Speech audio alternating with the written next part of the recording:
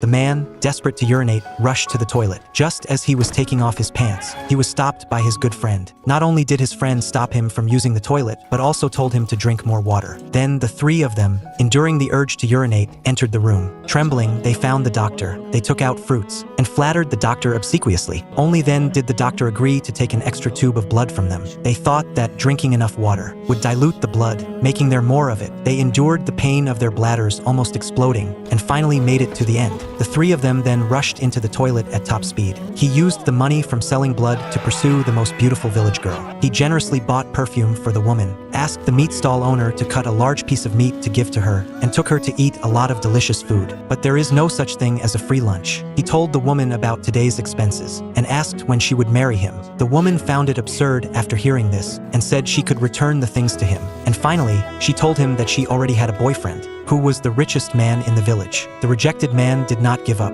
That night, he went to see the woman's father. He said that the richest man was fooling around with other women outside, and even took out all the money he earned from selling blood as a bride price, saying that he could support them in the future. The woman's father agreed on the spot, without even asking the woman's opinion. When the woman found out, she wanted her boyfriend to elope with her, but her boyfriend did nothing. In the end, he married the woman as he wished. They had 3 sons after marriage, but the eldest son looked more and more like the richest man. This also caused a lot of talk in the village. He finally couldn't stand it anymore, so he took his son to the hospital for a paternity test. On the day the results came out, he gathered everyone to witness the truth together. But the result was different from what he had imagined. He ran home angrily to question his wife, and learned that it happened before their marriage. From then on, he made his son call him uncle only. But one day, the richest man suddenly fainted while driving. Because the medical conditions were poor at that time, the doctors were helpless. The richest man's wife then found a wizard, but the wizard said that the cry of his biological son was needed to call back the richest man's soul.